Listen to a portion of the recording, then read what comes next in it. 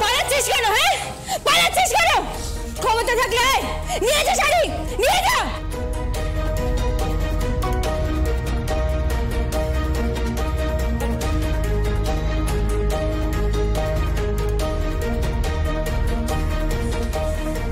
রক্ত ঝরেছে আমাদের, ছাড়বো না আমি ওদের, ছাড়বো না।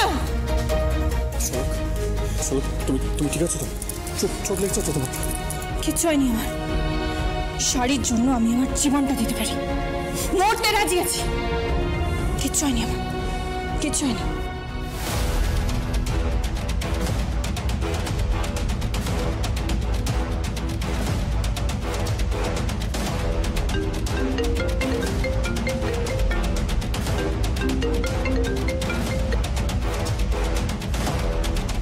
হ্যালো, এসব কি করছো তুমি? এসব কি করছো? মা ছেলের সম্পর্কটা বরাবরের মতো কেটে ফেলতে চাইছো তুমি? একটা সুতোর উপরে ঝুলছে আমাদের সম্পর্কটা। কেন করছো তুমি এটা? কেন করছো? লজ্জা লাগছে মা, আমার লজ্জা লাগছে যে আমার বাড়ি থেকে কিছু গুন্ডাকে ফাটানো হচ্ছে আর সেটাকে লিড করছে আমার মামা, আমার ভাই। হ্যাঁ, কেন করছো তুমি? এখানে এসে ওরা গুন্ডাদের মতো, ক্রিমিনালের মতো মারপিট করছে।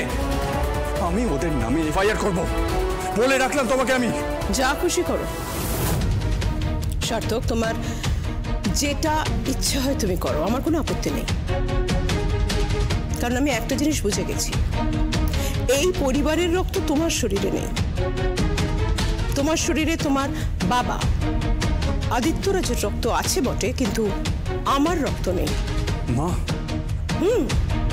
তোমার শরীরে আমার রক্ত নেই সার্থক। যদি তোমার শরীরে আমার রক্ত সত্যি থাকে না সার্থক, তাহলে তুমি এক্ষুনি এই মুহূর্তে জমিনহাটা ছেড়ে এখানে চলে আসবে। এক্স্যাক্টলি, আই মিন ইট। ওখান থেকে এক্ষুনি এখানে আসবে। ওই মেয়েটার সঙ্গে সমস্ত সম্পর্ক চুকিয়ে দিয়ে তুমি আমার কাছে ফিরে আসবে এই বাড়িতে। প্লিজ প্লিজ সার্থক, তোমার মধ্যে অনেক ক্ষমতা আছে, অনেক যোগ্যতা আছে। কেন পড়ে আছো ওখানে তুমি? ওই একটা দিন মজুরের জন্য, একটা ভিখিরির জন্য গ্রামের মধ্যে কেন নিজেকে আটকে রেখেছো? Please I beg of you, ওখান থেকে বেরো। একটা বড় পৃথিবী তোমার জন্য অপেক্ষা করছে, তুমি বুঝতে পারছো না? আচ্ছা ছেড়ে দাও, তোমার জন্য আমাদের কোম্পানি আছে, আমাদের এত বড় কোম্পানি আছে যেখানে তুমি আসতে পারো। ইয়েস প্লিজ কাম, আমরা তোমার জন্য অপেক্ষা করছি। আমি তোমাকে ম্যানেজিং ডিরেক্টর করে দেব। চেয়ারে বসো, দায়িত্ব নাও, সবকিছু সামলাও। হ্যাঁ প্লিজ প্লিজ, ওইখানে ওই বউয়ের আঁচলের তলায় পড়ে থেকো না, আমি রিকোয়েস্ট করছি। আর আমার এত কিছু বলার পরেও যদি তুমি ওখানে থেকে যাও, তাহলে আজ তোমাকে একটা কথা আমি বলতে বাধ্য হচ্ছি। আজকে থেকে তাহলে তুমি এটা জেনে রেখো, তোমার জন্য তোমার মা মৃত। মা?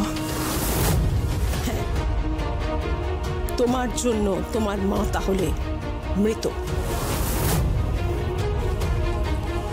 ফোনটা আমাকে একটু দিন।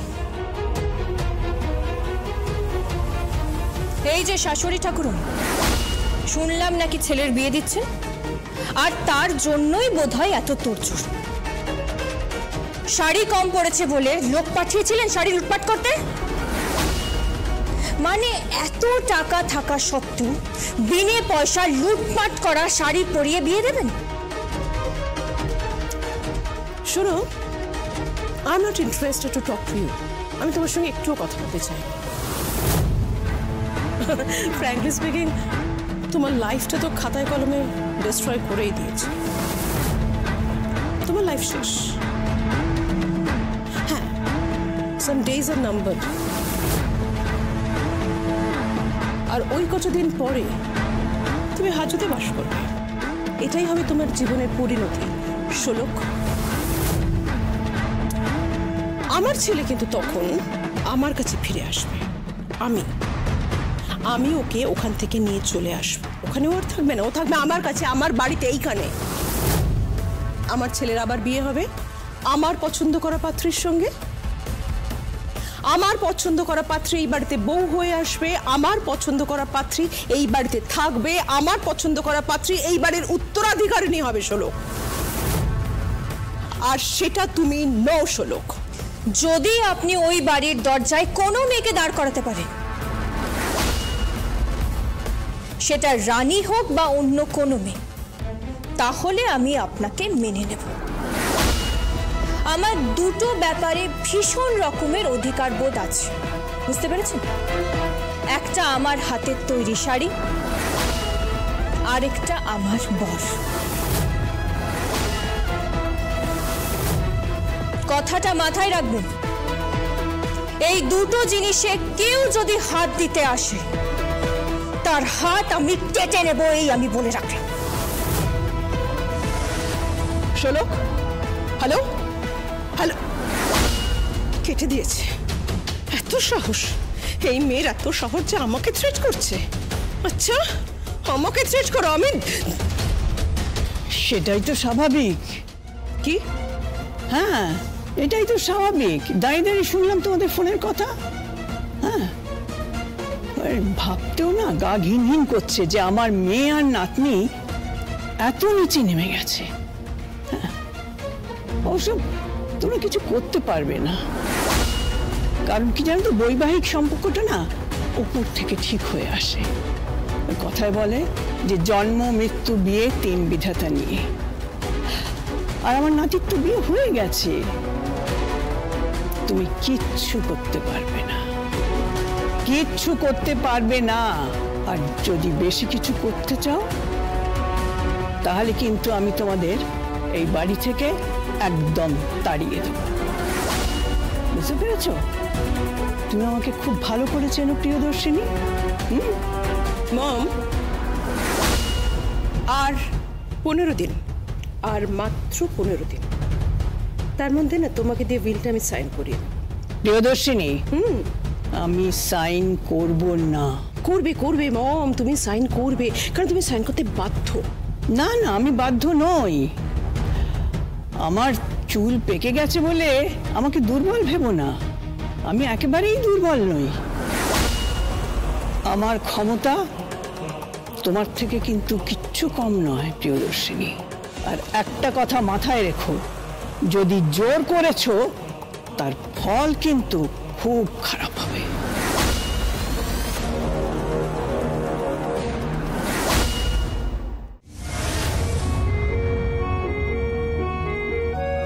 Thank you. কিসের জন্য? এই যে তুমি বললে, দুটো ব্যাপারে তুমি ভীষণ পজিটিভ, একটা শাড়ির ব্যাপারে আর একটা আমার ব্যাপারে।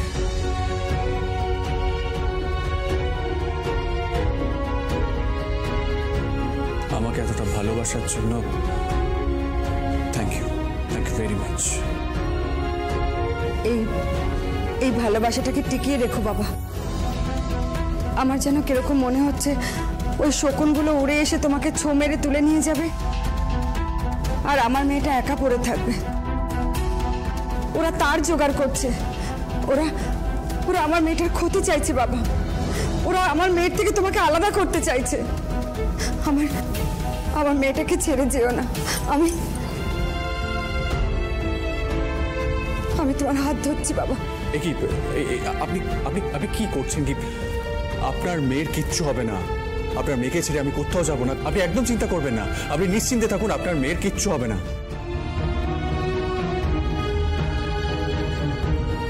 এসো বাবা, আমি তোমাদের খাবার বেড়ে দিচ্ছি। এসো এসো।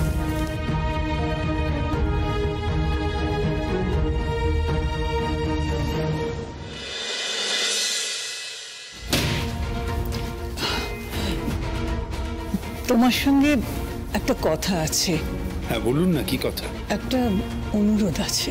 অনুরোধ কেন বলছেন? আদেশ করুন, বলুন না। আমার সংসারটাকে বাঁচিয়ে দাও, আমার নাতি নাতবউয়ের ঘরটাকে বাঁচিয়ে দাও, ওদের সংসারটা যেন ভেঙে না যায়। এ বাড়িতে তো আইব্রো ভাতের অনুষ্ঠানের আয়োজন চলছিল, তুমি সেটাকে বানচাল করে দিয়েছো। কিন্তু এরপর তো মেহেন্দি আছে, তারপরে বিয়ের আয়োজন করা হবে। আমার ভীষণ ভয় করছে জানো। আচ্ছা শোলককে সত্যি সত্যি জেলে যেতে হবে না তো? তাহলে কি হবে? তুমি কিছু একটা করো বাবা, কিছু একটা করো। আপনি কিচ্ছু ভাববেন না, আমি সর্বদাই চোখ খোলা রেখেছি। হ্যাঁ, এই তো জমিনহাটাতেই তো আজকে একটা আক্রমণ হয়েছে, হতে যাচ্ছিল আর কি। আমি সঙ্গে সঙ্গে সার্থক আর সঞ্জয়কে খবর দিয়ে দিয়েছিলাম, যদিও ওদের পৌঁছতে একটু লেট হয়েছিল, তবু স্বাক্ষর আর পল্লবের আক্রমণ থেকে ওদের বাঁচাতে পেরেছি, না হলে কিন্তু বিরাট ক্ষতি হয়ে যেত। হ্যাঁ সত্যি বলছি মা, আসলে আমার তো মা নেই, তাই আমি আপনাকে মা করে ডাকি। আমি আপনাকে বলছি, আপনার নাত বউকে নিয়ে আপনি কিচ্ছু ভাববেন না। আপনার নাত বউ তো নিজেই একজন স্বয়ংসিদ্ধা, স্বয়ংসম্পূর্ণা নারী। আপনি দেখবেন যে ওর কোনো ক্ষতি কেউ করতে পারবেন না। সে রানী বলুন, পল্লব বলুন, আঁচল বলুন বা প্রিয়দর্শিনী বলুন, কেউ পারবে না। তোমার কাছে আর একটা অনুরোধ আছে। কি? আমার মেয়েটাকে একটু মানুষ করে দাও না। ওকে আমি তোমার স্ত্রী হিসেবে দেখতে চাই। ওর এই পাওয়ার ইন্ডাস্ট্রির মালকিন হওয়াটা না আমি সহ্য করতে পারি না। অনেকদিন ধরে ওর মধ্যে একটা লোভ কাজ করছে, সেই লোভটার জন্য ও ধরাকে সরা জ্ঞান করছে। তুমি কিছু একটা করো, কিছু একটা করে দাও প্লিজ। আপনি কিচ্ছু ভাববেন না তো, আপনি কিচ্ছু ভাববেন না। আপনার মেয়েকে আমি এমন টাইট দেবো, একেবারে মানুষ হয়ে যাবে, দেখবেন সিধে করে দেবো ওকে। সত্যি বলছো? হ্যাঁ, আর শুধু আপনার মেয়েকে কেন, আমি নিজের মেয়েকেও কিরকম টাইট দেবো দেখবেন, একেবারে সোজা করে দেবো ওদেরকে। আর ভুলে যাবেন না, আমার সঙ্গে কিন্তু শোলক রয়েছে। এই শ্বশুর আর বৌমা দুজনে মিলে ওদেরকে এমন শিক্ষা দেবো যে ওরা চিরদিনের মতো মানুষ হয়ে যাবে, এ আমি আপনাকে কথা দিয়ে গেলাম। সত্যি বলছো? হ্যাঁ সত্যি বলছি।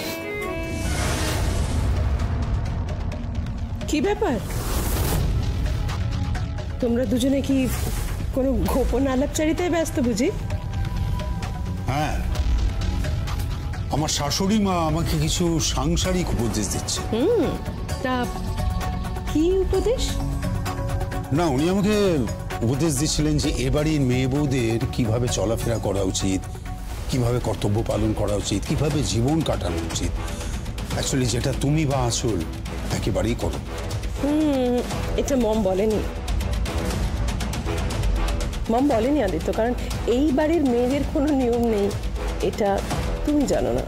হ্যাঁ, লিখিত নিয়ম নেই সেটা আমি জানি, তবে একটা অদৃশ্য নিয়মের বেড়াজাল তো রয়েছে, যে বেড়াজাল টপকে তুমি অনেক দিন আগে অনেক দূর চলে গেছো, যেখানে শুধু তোমার লোভ রয়েছে, তোমার টাকা পয়সা, গাড়ি বাড়ি সম্পত্তি রয়েছে, কিন্তু নেই মনুষ্যত্ব, নেই পরিবারের প্রতি কর্তব্য, নেই নিজের সন্তানের প্রতি কর্তব্য, কিছু নেই।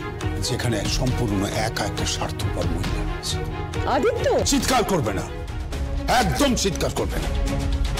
এখন আমি বলবো আর তুমি শুনবে। একটা কথা তুমি মনে রেখো, যে শোলকের কোনো ক্ষতি হতে কিন্তু দেব না, শাড়িরও কোনো ক্ষতি হতে আমি দেব না। হ্যাঁ, আর এ বাড়িতে আর নতুন করে কোনো সানাই বাঁচবে না। আমার স্বার্থ শোলককে নিয়ে সুখে সংসার করবে, সার্থকের জীবনে আমি কোনো নতুন মহিলাকে আমি আসতে না, কিছুতেই। চুপ কর, ঢাল নেই, তরোয়াল নেই, নিধিরাম সর্দার হয়েছে। 2 পয়সার মুরদ নেই, কিন্তু বড় বড় কথা আছে। হাসিও না বাবা, কার সামনে দাঁড়িয়ে কি কথা বলছো, একটু ভাবো, ভেবে কথা বলো। এবার আমার দিকে দেখো না, চুপে নিচু করো, পায়ের নিচে রাখো। ওই জমিটা তোমার নয়, তোমার নিজের পায়ের নিচে তোমার নিজের জমিটুকুনি নেই, তুমি আমাকে চ্যালেঞ্জ করছো। ছাড়ো তো, অনেক কথা বলেছো, আর বলবো না। তোর বড় অহংকার, তাই না? মম, এটাই তো স্বাভাবিক, এটা আমি নিজে তৈরি করেছি মম। এই সোসাইটিতে আমি আমার একটা জায়গা তৈরি করেছি, একজন সফল নারী ব্যবসায়ী হিসেবে নিজেকে প্রতিষ্ঠিত করেছি। আর এই সব কিছুতে তোমার জামাইয়ের কিন্তু কোনো কন্ট্রিবিউশন নেই। কন্ট্রিবিউশন তো আছেই, অফকোর্স কন্ট্রিবিউশন আছে। এই যে তুই যখন ওই কাজ নিয়ে সারাক্ষণ ঘুরে বেড়াতিস, 24 ঘন্টা বাড়ির বাইরে থাকতিস, তারপর দেশে বিদেশে বেড়াতিস, তখন তো আদিত্যই সংসারটা সামলেছে। ও তো ছেলে মেয়েদের দেখাশোনা করেছে, ছেলে মেয়েদের সেবা করেছে, অসুখ করলে সারা রাত জেগে থেকেছে, তারপর ওদের পড়াশোনা করিয়েছে, ওদের স্কুলে নিয়ে গেছে। এটা বাড়ির কাজের লোকও করতে পারে। প্রিয়দর্শিনী, চিৎকার করছো কেন?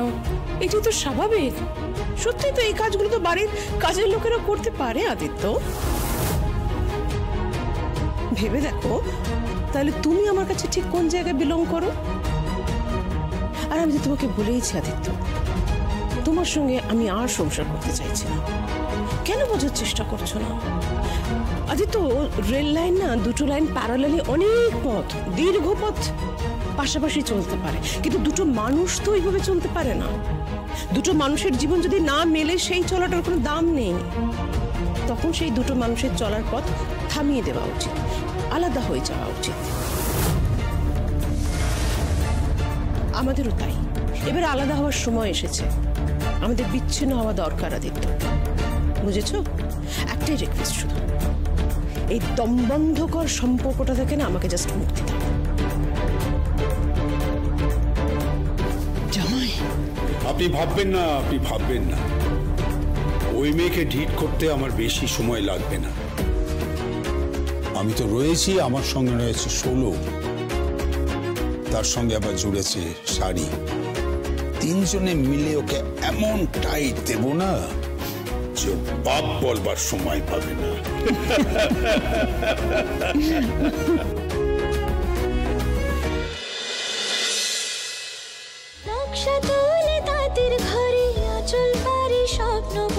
মাকুর শব্দ রঙিন সুতো, শাড়ির রাজপ্রাসাদ, শোলক শাড়ি, গল্প বলতে পারি, কোন রূপ কথা তুই রাজকুমারী। হ্যালো, চাকি, পুটিরাম চাকি। হ্যাঁ বলুন। শাড়ি ডেলিভারির টাইম কিন্তু হয়ে গেল, সময় ফুরোচ্ছে। সঠিক সময় ডেলিভারি যেন পেয়ে যাই। টাকা নিয়ে নিয়েছেন, পরে ডেলিভারির সময় যেন ঝোলাবেন না। চুক্তিপত্রে যে সময় যে তারিখ লেখা আছে সেই সময় সেই তারিখকেই শাড়ি পৌঁছবে। আপনি টাকাটা রেডি রাখবেন। আমি কিন্তু কোয়ালিটি বুঝে নেব। কোয়ালিটি বলুন কি ডিজাইন বলুন, সেটা যে নাম্বার 1 সেটা আপনিও জানেন, আর পার ইন্ডাস্ট্রিজেরও সবাই জানে। সবাই জানে যে শোলক যে শাড়ি বানায় সেটা নাম্বার 1, বিদেশে পর্যন্ত সুখ্যাতি আছে। আর আপনাকে একটা কথা বলি পুটিরাম চাকি, টাকা পয়সা নিয়ে যদি কোনো ঝামেলা করেন তাহলে কিন্তু ওখানেই মারব। কি? হ্যাঁ, ওখানেই মারব। কিন্তু আমার আবার হাত বেশি চলে, নকশাও তুলি, বদনও বিগড়ে দিতে পারি। এত বড় সাহস? হ্যাঁ, এত বড়ই সাহস। কথাটা যেন মাথায় থাকে। হ্যালো হ্যালো হ্যালো, কি বললো? বলো ওর হাত খুব চলে। ওর হাত শাড়িতে যেমন নকশা তুলতে পারে, তেমন বদনও বিগড়ে দিতে পারে। বার বেড়েছে, বড্ড বার বেড়েছে। আসলে মেয়েটা উঠছে, বুঝলাম, অনেকগুলো টাকার অর্ডার তো, তাই খুব উঠছে। আপনি কিন্তু কোয়ালিটির দোহাই দিয়ে শাড়িগুলোকে অবশ্যই রিজেক্ট করবেন। অতগুলো টাকার শাড়ি, কোটি টাকার শাড়ি, দরকার হলে শাড়িগুলোকে মাঠে ফেলে পেট্রোল দিয়ে মহাযজ্ঞ করব। মহাযজ্ঞ। আমি জানি ওরা কি মতলবটা করছে। কি মতলব করছে? শাড়িগুলো সব তৈরি করিয়ে কোনো না কোনো অজুহাতে ওরা ডেলিভারি নেবে না, টাকাটা দেবে না। তাহলে তাহলে তুই তখন কি করবি? মনসা মামার টাকা, এত সুদ, তুই বাজার থেকে টাকা নিয়েছিস, লেবারদের পেমেন্ট কি করে করবি? জানি না রে, আপাতত সব শাড়িগুলো তৈরি করি, এর শেষ তো আমি দেখেই ছাড়বো। ওপরওয়ালা তো আছেন, উনি ঠিক আমাদের পাশে থাকবেন। ওর পাশে কেউ থাকবে না, ও কাউকে পাশে পাবে না। আমি আপনাকে বলে দিচ্ছি, ও বড্ড একা হয়ে যাবে। ও আমায় হিট করতে চেয়েছে না, কিন্তু ও জানে না আঁচল মুখার্জি হলো একটা ব্র্যান্ড, পার ইন্ডাস্ট্রিজের মাথায় বসে আছে। ও সেটা ভুলে যাচ্ছে। আর ওর ওই দিদি শাড়ি, ও যে কত বড় ভুল করলো বুঝবে সেটা পরে। আমি আপনাকে বলে দিচ্ছি মিস্টার চাকি, এই খেলায় জিত আমাদের অবধারিত। কবে হবে রানীর মেহেন্দি?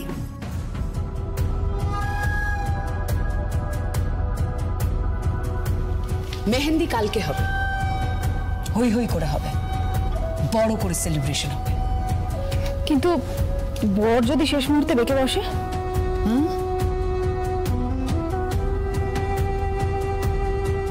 সার্থককে গ্রিপে নেওয়ার প্ল্যান হয়ে গেছে। একটা নারী আর একটা পুরুষকে যদি চেষ্টা করা হয় তাহলে আলাদা করতে বেশি সময় তো লাগে না। আর যে প্ল্যানটা হয়েছে না, তাতে সার্থক যদিও বা শোলককে না ছাড়ে, শোলক সার্থককে ছেড়ে দেয়।